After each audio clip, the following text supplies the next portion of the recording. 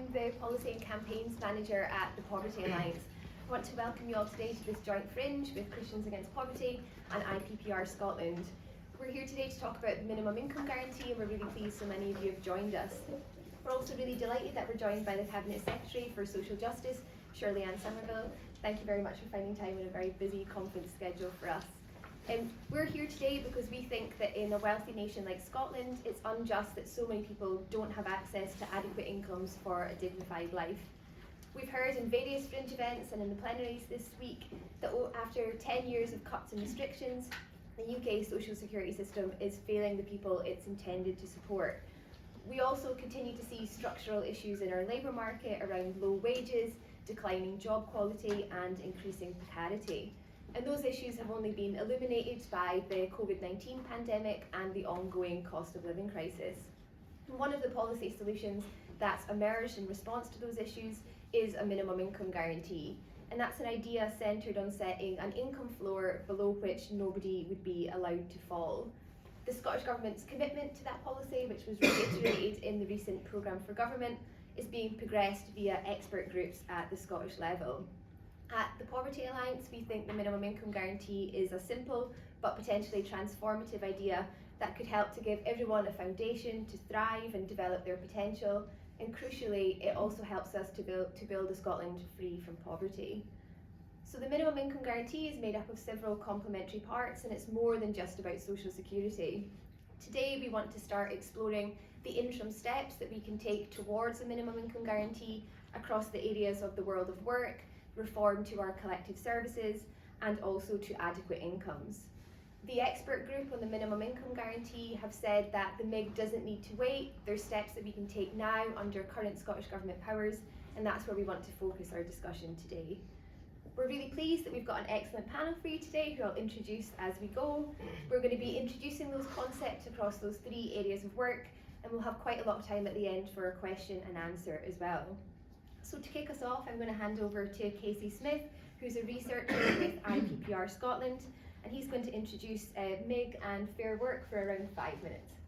Yeah, thank you very much, Ruth. And yes, thanks everyone for coming along. It's great to see you all. So I was going to speak about the contribution of Fair Work to the wider living income agenda and as part of the minimum income guarantee.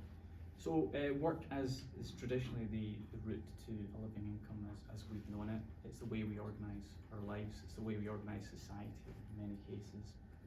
But today, the promise of a decent wage, of purpose in life, of social mobility, work rarely offers that, it seems. We've seen rapid transformation in the labour market in the last half century, from heavy industry, largely productive, decently paid, unionised workforce, and we've shifted to an economy based around the service sector, which has lower productivity typically, largely stagnant wages, and reduced predictability of shifts, and a lot of dead-end jobs as well. And at the same time, we've had UK government welfare reforms, which has cut in-work benefits, and in the hopes that incremental increases in the minimum wage were able to offset the fact that social welfare bill has been shredded essentially.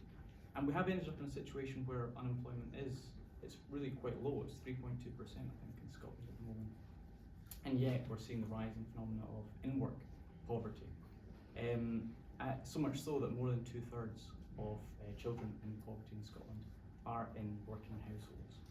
So what we've been doing at IPPR is trying to model the real income gap between the real incomes that people in different family compositions can amass through wages, benefit incomes, and also factoring in housing costs, the gap between that and what would be a living income. That would be an income which is able to afford a decent standard of living. And you can really see for who work just simply doesn't deliver for certain family groups. And among them would be lone parents with children. If they're on low earnings, say £9.50 an hour, they could expect to work around 40 hours a week to reach a living income. Young people under 23, they're in a similar situation with a young child. They earn less than the maximum minimum wage, so to speak, because they're under 23. They face the same costs as a family and with the mother or father when they're over 23, and yet it's pretty much impossible to reach that living income level. Larger families too, more children, cost more. 2-child limit kicks in and it makes achieving a living income virtually impossible for them to. Even couples who are both in earned income, earned wage, even them are getting pulled into poverty thanks to rising childcare costs, cost of living, and insecure work being more prevalent than ever before.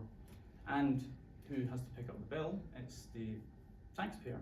Social Security Scotland and other welfare benefits has to try and close the gap between that real income and the living income promise.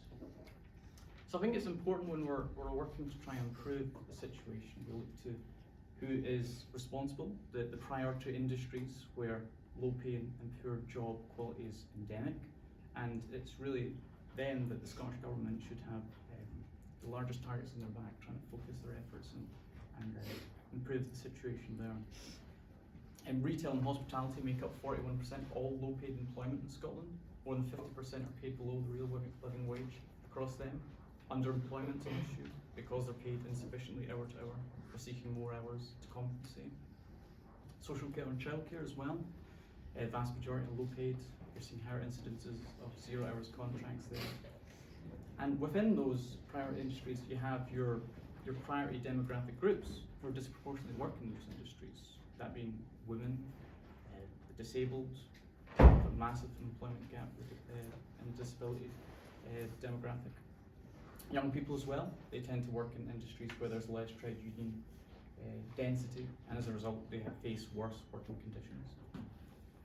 So basically, the Fair Work promise is, in practice, a real living wage. It's the guarantee of minimum hours, flexibility in hours to meet specific needs and circumstances that the priority groups I mentioned face, and boosted working conditions.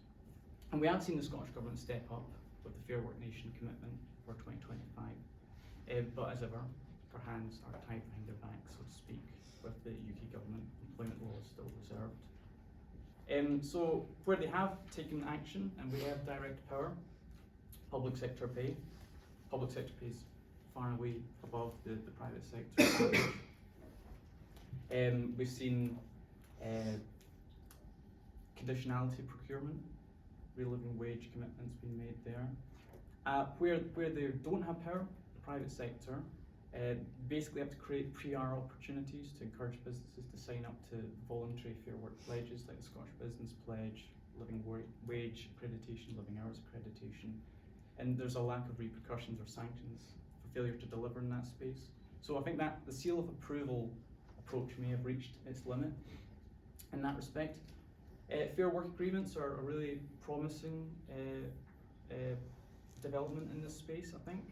It's a new form of setting wages and conditions at a sectoral level, can establish minimum terms and conditions which binds all employers and workers in a specific sector. I think the retail industry leadership group who's in charge of devising a fair work agreement in Scotland has been delayed somewhat and trying to reach a fair work agreement. I think this winter is the hope, but progress in that area is really promising, I'd say. And what more could be done in the context of evolved competency? I think it has to be a mixture of campaigning and corralling. The government intensely engaging with business, setting clear expectations about where progress can be made, not being afraid to go public with who is and isn't fully involved in that respect in the private sector. Boosting the effectiveness of the tendering process, making fair work not just a contributing factor to awarding public sector contracts, but the deciding one. And when I was talking about the sectoral pay agreements, it's very often the case that in the retail space, it's dominated by just a few big employers. So that offers opportunity to basically put the pressure there, get your bang for your buck, because they employ so many people. If you can change their position on fair work, you're going to transform a lot of lives. And just to wind up, a few more direct support for the priority groups that I mentioned, the disability, the women, and the recognizing the intersectional nature of that too. continue the good work on accessible childcare and free available hours. And I think Northern Ireland has made some good strides in this area. They've looked to abolish upfront childcare costs for people in receipt of universal credit. So that's done within the devolved competence that the Northern Ireland Executive holds.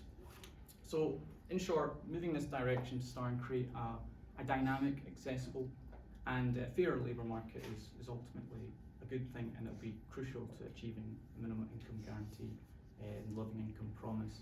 It lifts people out of poverty and reduces the social security bill in the long term, and we really shouldn't give up on work as an anti-poverty strategy. We can't afford to, and we need to make sure the work does more of the heavy lifting when it comes to achieving a living income rather than the taxpayer through social security payments. And that's that. Thank you. Thank you, Casey. That's a really helpful overview of some of the priority industries and the structural issues that we know still exist for certain groups, and also helpful reminder that fair work remains pivotal to adequate incomes and the next steps for that agenda. And this is where it gets slightly strange as I hand over to myself. Now, I promised I won't speak about myself in the third person, but I'm going to just give you about 5 minutes of an introduction into the role of services in the minimum income guarantee. So at the Poverty Alliance, we know that poverty is fundamentally about the lack of access to an adequate income, but it's also caused by the high cost of living, and that includes the high cost of essential goods and services. We know that we all rely on public services, but those are a vital lifeline for people living on low incomes. And our work with people who are experiencing poverty continually highlights the importance, for example, of childcare or transport to people on low incomes' ability to enter or stay in paid work, to be able to access education or training, essential services and leisure opportunities. And we also know that the high cost of those services have a huge bearing on people's ability to make ends meet. So when we're able to reduce the everyday essential cost for low-income households, that's a really crucial element in achieving a minimum income. The interim report of the Minimum Income Guarantee Expert Group have showed that collective services such as free school meals, public transport and childcare can help to reduce the income that's needed to live a decent and dignified life. So ultimately, strong public services can bring people closer to the MIG level. So when we're thinking about the implementation of a minimum income guarantee in Scotland, we really need to consider the role of public services. And again, that's reflected in the expert group interim report, which made recommendations including encouraging greater uptake of childcare entitlements for low-income households, actions to take greater number of households out of paying council tax and water charges, and also aligning the means test for existing income assessed support so that we can move closer to an automated entitlement. Now, we agree with all of those recommendations. In addition, ahead of Challenge Poverty Week, we developed 5 key policy asks in collaboration with the Short Life Working Group. And one of those asks was about the interim steps that we can take towards a minimum income guarantee. And on the role of services, childcare was seen as really critical. And that's because we know that childcare costs present a barrier to households, particularly lone parent households, the majority of whom are headed by women, from achieving a decent standard of living. Survey data by the Scottish Government found that 3/5 of parents reported having some difficulties in affording childcare, and 16% reported significant difficulties. Similarly, a survey by the Scottish Women's Budget Group in 2021 found that 25% of single parents said that childcare costs had forced them to cut back on other essentials such as food and heating. And we know, as Casey's outlined, that some people, particularly mothers, are often trapped in in-work poverty because of the high cost of childcare. And women have told us during the cost of living crisis that childcare costs have effectively made paid work unviable for them. So action to reduce or remove childcare costs is a really critical step towards a minimum income guarantee. And we've welcomed the Scottish Government's action to increase the funded entitlement to 1140 hours, and that's a really positive step in the delivery of affordable and flexible childcare. However, we think that that should be viewed as the starting point rather than the end point of reform. So we're pleased that the Scottish Government are building on that platform with pilots for wraparound childcare that were announced in the programme for government. We'd like to see the continued process of reform of our childcare system, working towards a system of 50 hours a week of funded childcare, starting with those who need it most. Transport is another key public service for all of us, but particularly people living on low incomes. We've heard during the cost of living crisis from people living in poverty who are choosing to walk an hour to the shops to do their grocery shopping because they can't afford the cost of public transport. For people experiencing poverty in rural areas of Scotland, the lack of public transport option necessitates expensive car use, and that effectively traps people in poverty when that's not an affordable option for them. We've heard from the people that we work with that the under 22s concessionary travel scheme has been transformational for their household in terms of reducing costs and opening up opportunities for work and education and leisure. We again would like to see us to build on that platform, extending the concessionary travel scheme to those who need it most, those under the age of 25, asylum seekers, unpaid carers, and those in receipt of low income benefits. That obviously will help to minimise costs, bringing us closer to minimum income guarantee, but it's also critical for our climate ambitions in Scotland too. Just to finish, one thing I do think we need to be mindful of when we're thinking about the role of services in the minimum income guarantee is the accessibility of the services that we're building. If you offer free public transport but you're a wheelchair user and there's no place on the bus for your wheelchair, that won't bring disabled people closer to the minimum income guarantee level. Similarly, if poverty-related stigma continues to function as a barrier to the uptake of free school meals, that service won't be reducing the cost for those households. So it really requires us to think about the design of our public services, taking into account the particular needs of certain groups in our society and how we're encouraging uptake. We think that the Scottish Government's work on social security, framing it as a basic human good and your human right, is really important for us in having lessons for how we can encourage the uptake of public services too. It also means that as we design the minimum income guarantee in Scotland, we need to think about the equalities considerations. So overall, the role of collective services should be considered in the design of a minimum income guarantee, and we're pleased that that's a focus for phase 2 of the project. Now, it's also an area where the Scottish Government can take action now under current powers. Overall, our critical public services are a key aspect of strengthening our social safety net, and that can help us to ensure that everyone has a decent and dignified life in Scotland.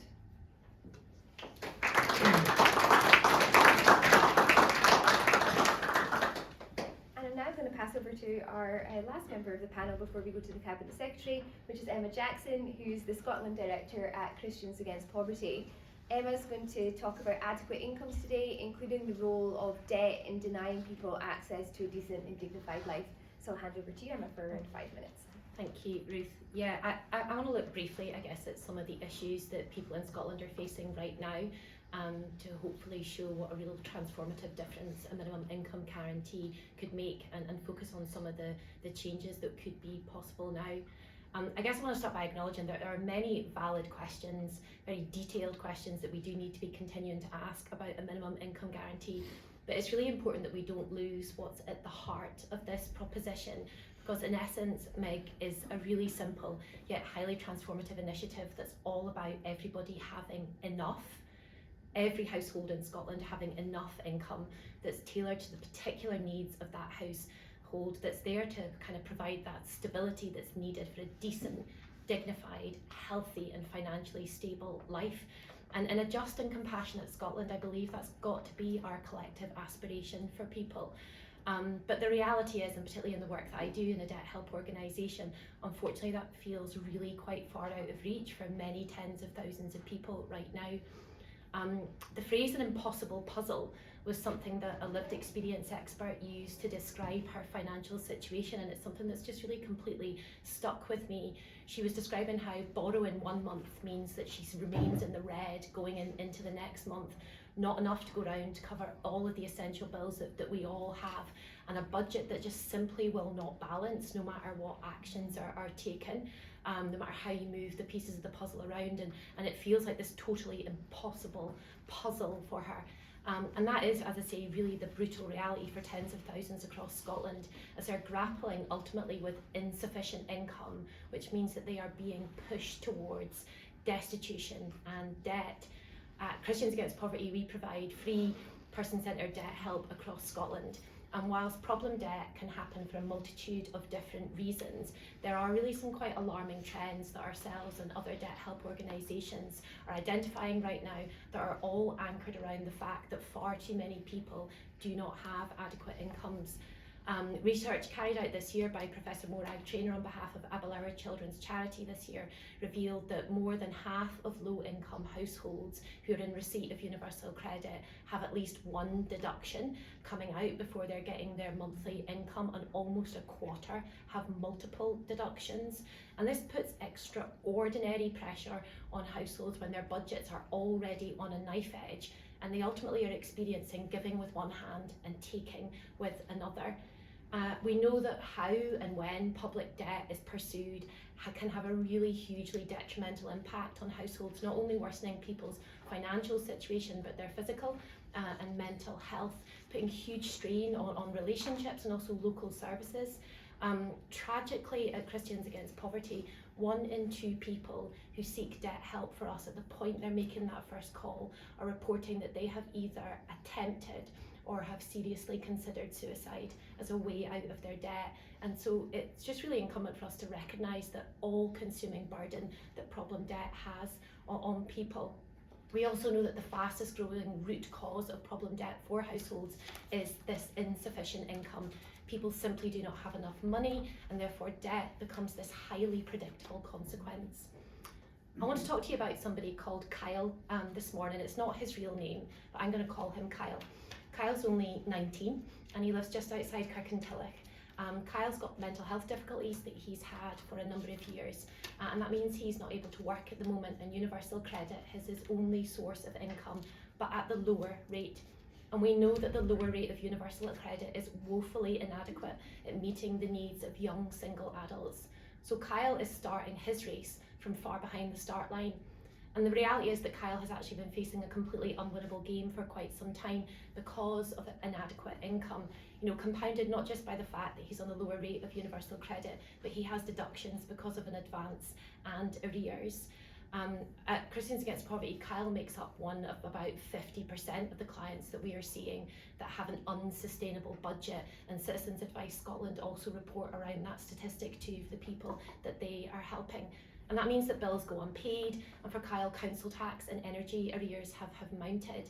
And we know that with unpaid bills come red letters, the phone calls, the knocks on the door, and all of that's only served to further erode Kyle's mental well-being, and he struggles every single day with his finances. He has only £250 per month to pay for everything, and I mean everything. But he told his community debt coach that his gas and electric bills are £172 a month. This means that Kyle has to try to figure out how to survive on £17.67 per week.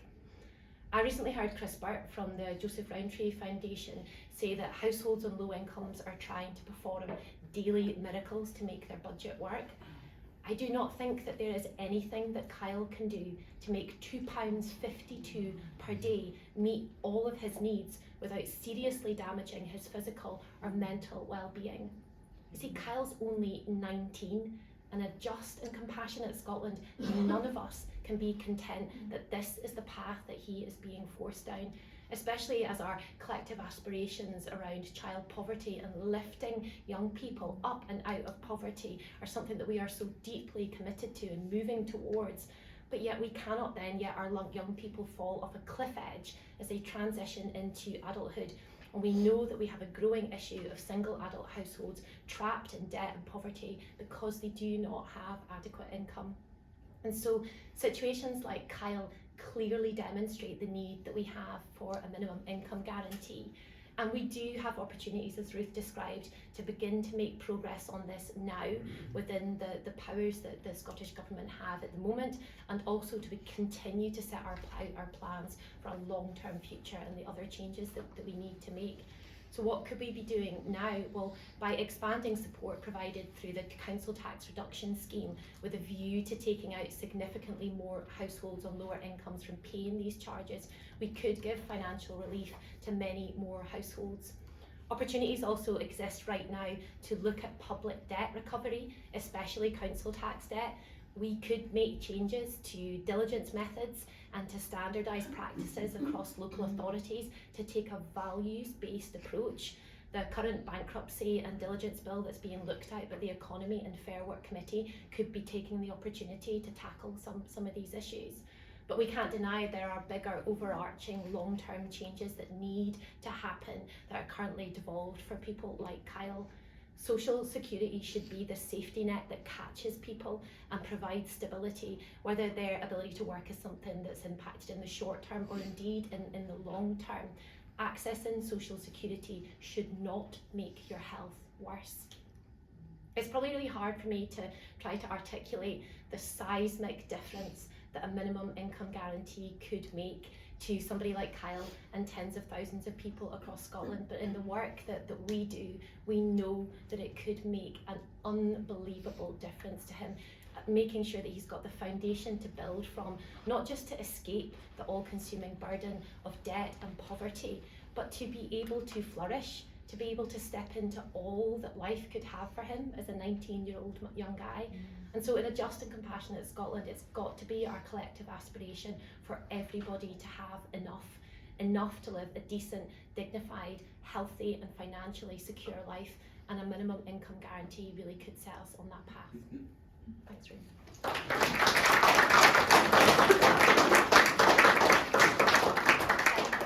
That's a really important reminder of the human stories that sit behind the poverty statistics. I think sometimes we can become numb to those figures, but actually when you hear those stories, it's really important in focusing the mind on why we all think this should be our shared priorities. Thank you, Emma. I'm now going to hand over to the Cabinet Secretary for Social Justice, Shirley-Ann Somerville, who's going to talk through some of the work that's currently ongoing at the Scottish Government on the minimum income guarantee and why the Scottish Government have focused on this as a policy priority. Thank you. Thank you very much, and good morning, everyone. Thank you for the IPPR and the Poverty Alliance for coming to the conference, and it was really a really powerful discussion we've just had that really brings home why this is so important, and why I feel humbled to have this job within the Scottish Government to try and tackle some of these issues as well. So it's a real pleasure to be able to come along. The minimum income guarantee is something which already the government is committed to and are very keen to look at. We are absolutely determined to do whatever we can within the pretty much fixed budget that we have and the limited powers that we have to do the best for everyone in Scotland. And you've heard very powerfully about Kyle. We will know personally other people within our own communities, within our own families who are in a similar or a different but still very, very precarious situation as well. And that really is why this is so important. What I would say about what the government is doing on this is we're not doing this from a standing start. If you think about a lot of what the government has done over its time in office, it's to try and assist people at the time of need. We heard about social security being a human right. It is absolutely a human right. The ability for us to get help whenever we need it, because none of us will know when we need some help in life, is a really, really important reassurance that we can give people as a government. I suppose when you think back to kind of previous years, and I've been at other SNP conferences for quite some time now, we used to talk about it in some ways around the social contract. We had a social contract with the people of Scotland. We had a bit more progressive taxation obviously up here, and for that you were able to be assured that you would have support from the state at various points. So what have we done already? And I think this is very important to take cognizance of around what we've already delivered as government on these issues. You start before a child is born with your pregnancy and baby payment, one of our best start payments, available only in Scotland, to be able to assist expectant mothers. The universal baby box, you'll see the posters all around the conference centre for that. We move on to early learning childcare, which has been massively increased under the SNP. Obviously now rolling out free school meals for primary, going to free tuition, the investment we're making in apprenticeships and so on and so on. And all of that work is done because we realise that the public services that Ruth spoke about is an integral part of our responsibility as a government to be able to deliver for people. And that's why this really ties in very well already with the minimum income guarantee, which is why we've got the expert group looking at it. And I really like the challenge that's coming back from campaigners, because it chimes with what we are thinking already about you don't need to wait for an entirety of a minimum income guarantee to be able to be in place for us to be able to take some strides. And I'm very keen to see what we can do in that. Now, you'll have seen some of the aspects again, which Hamza's put in since he's became First Minister. Obviously, tripling of the fuel insecurity fund. We've got the additional wraparound childcare, which yes, we were committed to as a government, but he is pushing forward with that. And it is very important that we look at all the single aspects that we can do. I'll put a few words of caution in though about how we've heard it's a simple idea. It is a simple idea. It is not without cost. So if you think about all the aspects that we've talked about that the government's already delivered, those are a cost. Now, I would use another word, investment. Yes, they're an investment, but they're an investment we're putting in of £3 billion a year already as the Scottish Government to be able to provide those services for people in low incomes and those in danger of falling into poverty. But it is a simple idea, and we need to challenge ourselves as a government to see how we can develop that still further. Some of the ways that it would be easier to be able to move this forward is if we didn't have to spend so much as a government mitigating UK government welfare policies. So there's over £76 million in one pot alone that comes out of the social justice budget to mitigate against some of the worst of the Tory welfare cuts. Those are not changing under Labour either. There is no change coming with Labour on these aspects. And ironically enough, we had a debate quite recently in Parliament where Labour MSPs were basically saying I had to mitigate against the Labour Party if they came in. I mean, we are through the looking glass in some of these areas. But we need to look at what we can do around mitigation, because it's important that we are there to support people. And the aspects around fair work are important too. Neil Gray's doing a huge amount of work to again push this agenda on. We don't have the powers, but we need to be able, with the powers of persuasion that we have, and there's further meetings we're all taking part in as Cabinet Secretaries to try and push this forward to see what can be done. And one of, I think, the most powerful ways to do this is actually a very successful business I was speaking to recently, who's very much into the fair work agenda, and they do so because they believe it's the right thing for them. It's made their business more profitable, it's been good for the business, good for their employees, good for morale, good for retainment, etc. So we need to be able to say that there are actually positive aspects of this for the business community too. This is not an anti-business aspect. This is about how we can work with businesses to be able to demonstrate that this is right for them, as well as being right for their employers as well. The other aspect I think it is important that we look at is that while I want to do everything I can within the powers, and we will within the powers that we've got, it is not just the responsibility of the Scottish Government to be able to deliver that. Universal credit is at an appalling rate. It does not allow people to survive at the best of times.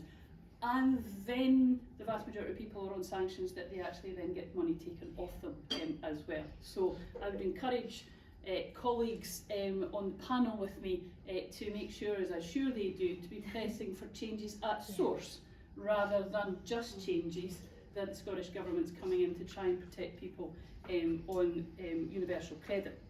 One of the reasons that's important is it allows us to be able to invest in other areas. That's why Hamza has been very keen, and I've written again to the UK Government to talk about an essentials guarantee, to actually have social security at a UK level that's at a level where, I don't think this is too much to ask for, that you can actually have the essentials in life provided by the safety net that's supposed to be there for people. And then, by the way, not have it taken away by your sanctions at the same time. But there are also, I'm sure there'll be colleagues from local government in the room too. Obviously, with our work that we're doing with local government and Verity House is very important, and I'd encourage councils to again think about what we could be doing around public debt, because councils have different ways of dealing with debt. Some of them are more understanding, more sympathetic than others, and I think there's a deal of work that we need to do across the country in our councils to ensure that we're doing the right thing when it comes to public debt, and that if there is debt to be collected, it's done in a way that does not provide people with more anxiety rather than actually being able to support them through what is a difficult time. But I think I'm not going to say too much more. I think what you've heard about Kyle's story is really what we have to have in mind as a party about why we are all in this. Yes, we are here as SNP members to deliver independence. That's why I joined over 30 years ago. It's why I will continue to plug away on the doorsteps all the time. In the meantime, we've got a job of work to do to be able to protect people. Kyle can't wait. We can tell and we can demonstrate to people that it is so important that without the full powers of independence, we won't be able to help people as much as we can. And I see no contradiction whatsoever about this, because independence is so important to me, because I want to make the changes to the lives of people like Kyle, and that's why these aspects are linked. However, in his situation, we need to make sure we're doing everything at this point, and for people like him around this time as well. So job of work to do in government, job of work to do in our councils to be able to support him, support others, but the minimum income guarantee is a really interesting idea to see how we can deliver that right across Scotland. So thanks very much.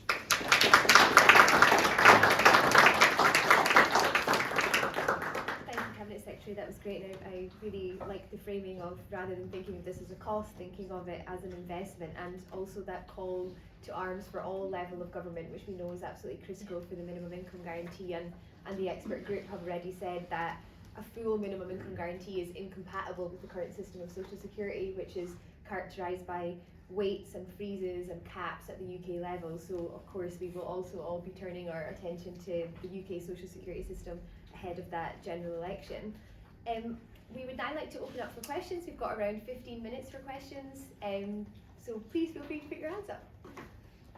Yes, there in prison.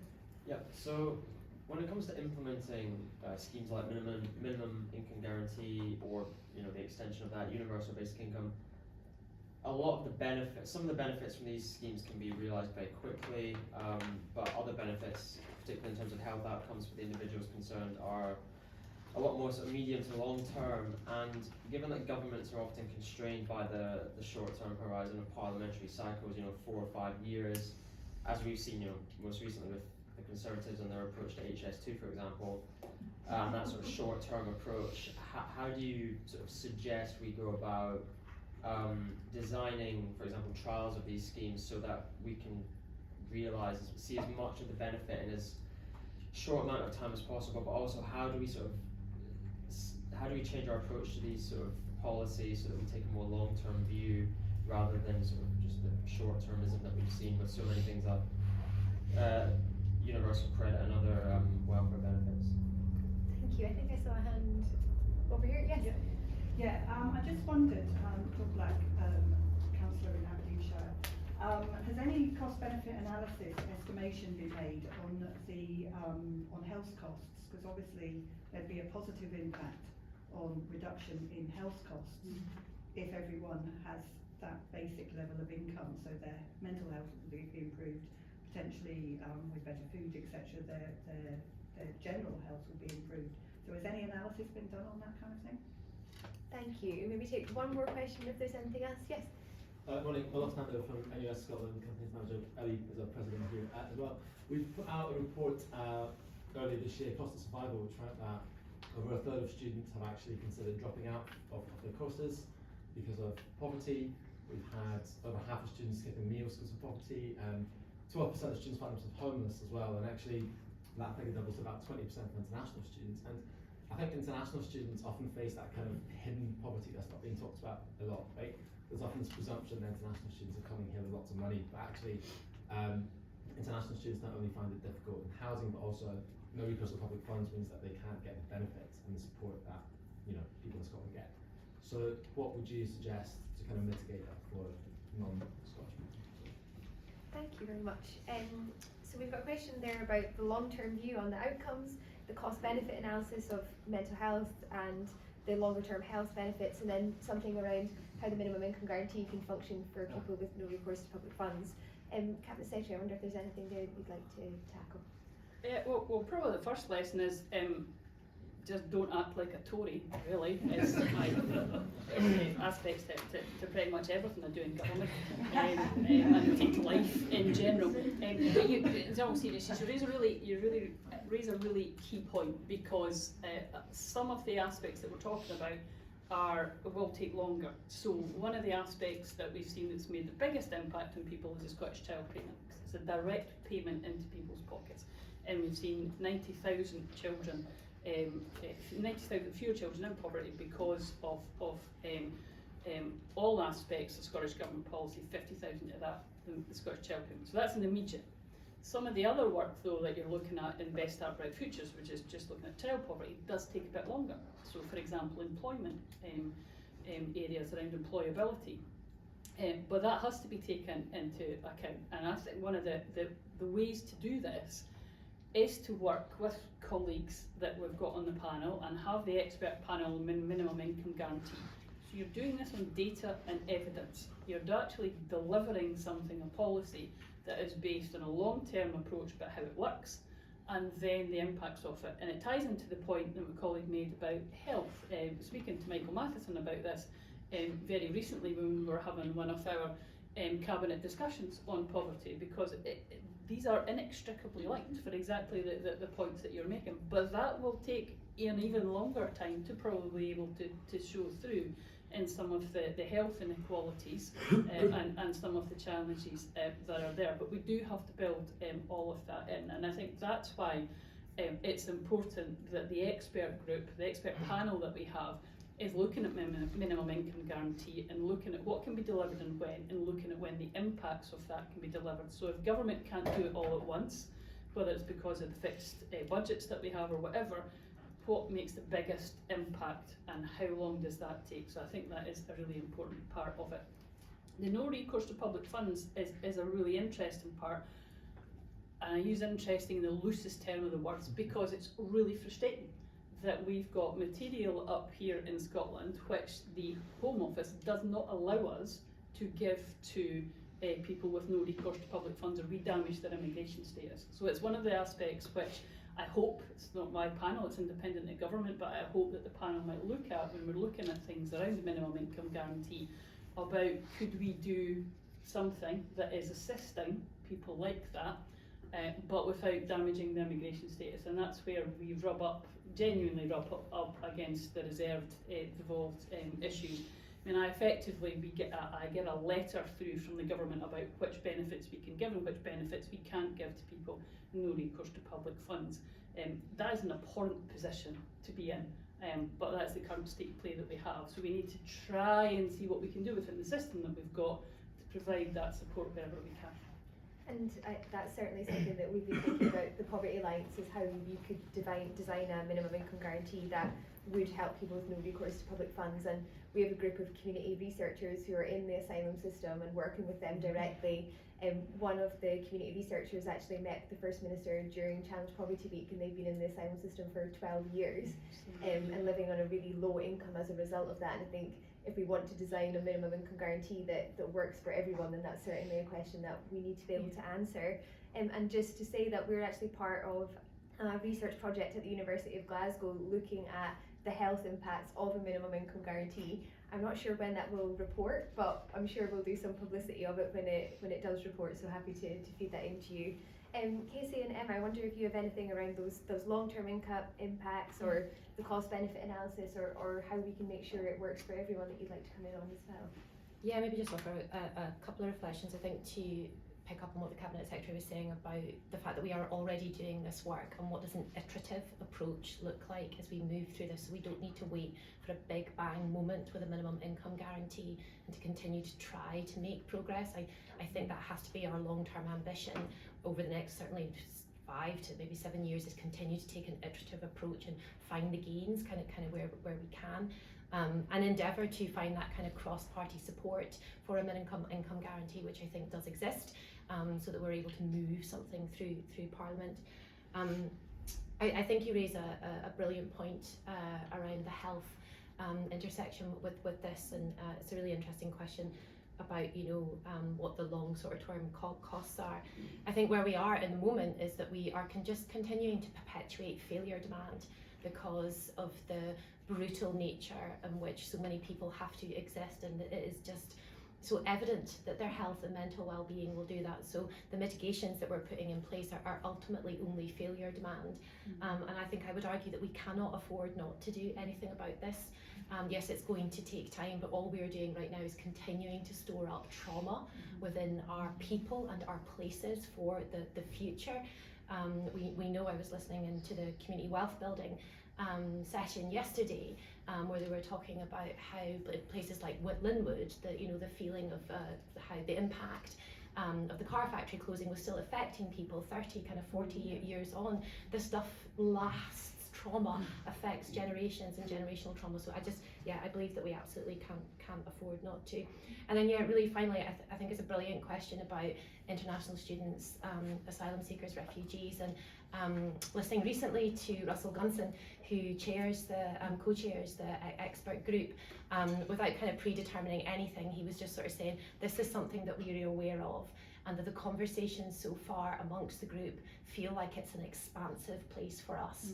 We believe in a Scotland where everybody should be able to live a decent and dignified, healthy, stable life, whether they're with us for a short period of time or indeed they choose to make their home with us long term. So I think that they have an expansive mindset, but as you've identified, there are certainly, that's not without challenges. Thanks, Ruth. No, I'm really glad you brought up the trauma aspect, Emma, because that was my master's dissertation, was on psychosocial dislocation and talking about the Glasgow effect. And I don't know if you're aware of the Glasgow effect, but the principle being that you see much worse health outcomes in Glasgow and the west of Scotland than you do across most of the Western world. I think that has something to do with like the rapid transitions of industrialisation, deindustrialisation, and it just tears apart communities, and they seek refuge in drugs and alcohol and other more destructive behaviours. Just picking up your point there on the cost of mental health, we did do some analysis earlier this year on the cost of poverty, and part of that looked at health inequalities and the costs attributed to there. We did some calculations and it showed that 2.3 billion was spent through health boards to compensate for the impacts of poverty, and in particular 348 million was spent to counteract mental ill health, drug misuse and alcohol misuse. So that's not a perfect figure because it's all-encompassing those three areas, but it does go to prove that if you solve those issues at their source, then they don't spiral into issues later on, and that costs the public money in the short term, but to resolve those issues, but in the long term, you're freeing up resources to spend later in other areas. So yeah, very much so. You tackle inequalities at their source. It's an investment. It's cost in the short term, but it pays off dividends long term. Thank you, Casey. We have time for maybe 2 more questions if there's anyone. Yes? Not really a question, more of an observation for the cab's sake. My very first job in the civil service was in Social Security Scotland, and I went from precarious employment, contract employment, to a real full-time permanent job with pension benefits. And then when I moved on in the civil service, someone else from my community who was in precarious employment took on that job. So the benefits aren't just for the people who are in receipt of Social Security Scotland benefits, it's for all the communities where there are client support advisors on the ground. So thank you. Thank you. Yes? Hi, I'm Louise from Independent Age, a charity for older people in financial hardship.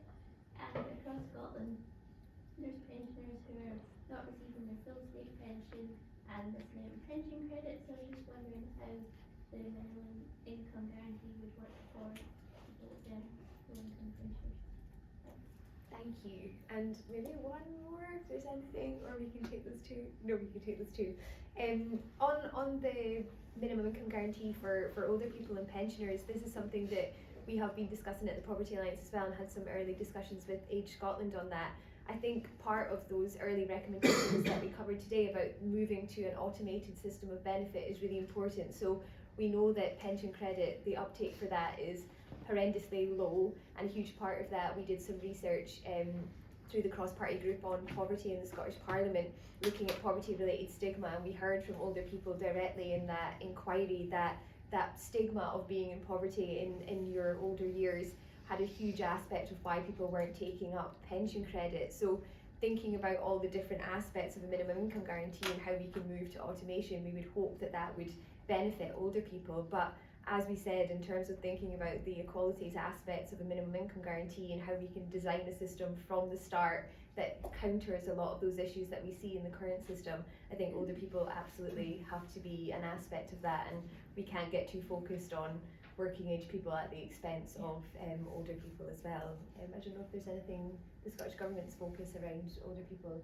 Yeah, well, I suppose I would make a pitch for the fringe event that you've got at lunchtime, which, again, if you want to hear from me again, we'll be doing the fringe event later on older people in particular.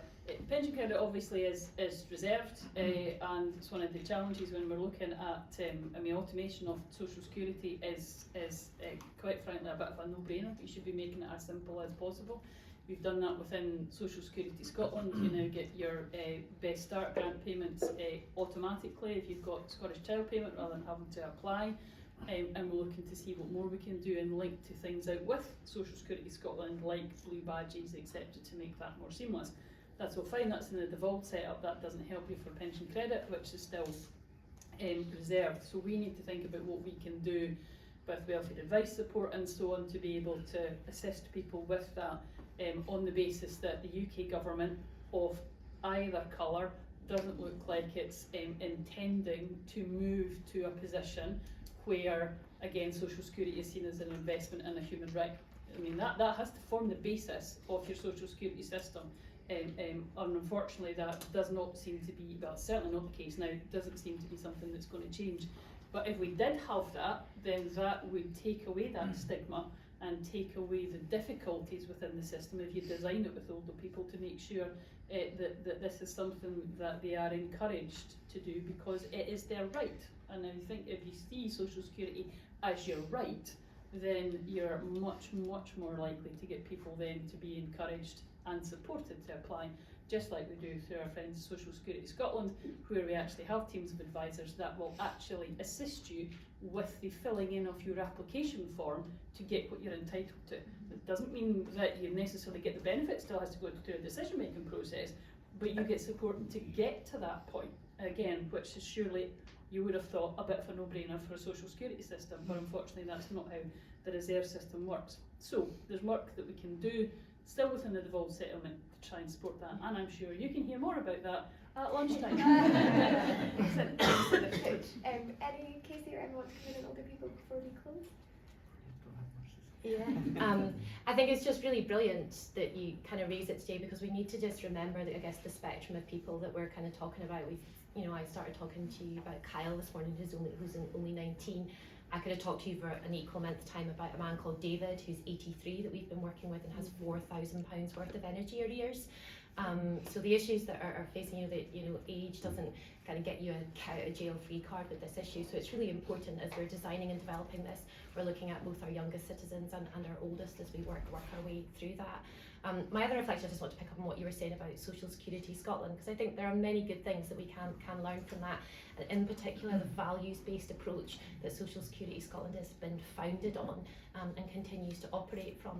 And I would urge us to really look at that values-based approach as we look at debt through the work of, for example, the AIB and the work that our local authorities are doing as they tend to recover public debt and move around that. I think a values-based approach is such a good way for us to set up our work from the beginning and move our way forward. So yeah, taking the learnings from Social Security Scotland and thinking what other parts of our infrastructure can we put that in place. Thank you, Emma, and I want to thank you all for joining us today. It's been really good to hear from our panel and the Cabinet Secretary on the critical role of the minimum income guarantee across the world of work, social security and services to our shared ambition to tackle poverty in Scotland. And thanks again, Cabinet Secretary, for being with us today. If this has started to scratch your MIG itch, then there are briefings on the seats from the Poverty Alliance that we'd urge you to have a read of. There's also more case studies on Christians Against Poverty's website, and we've got reports on IPPR, CAP and Poverty Alliance website as well. We know that MIG's a real opportunity to tackle poverty in Scotland, but that requires us to work together, and we hope that we can take forward these conversations together outside of this room as well. I hope you all have a good last day of conference, and I'd ask you to join me in thanking our speakers today as well.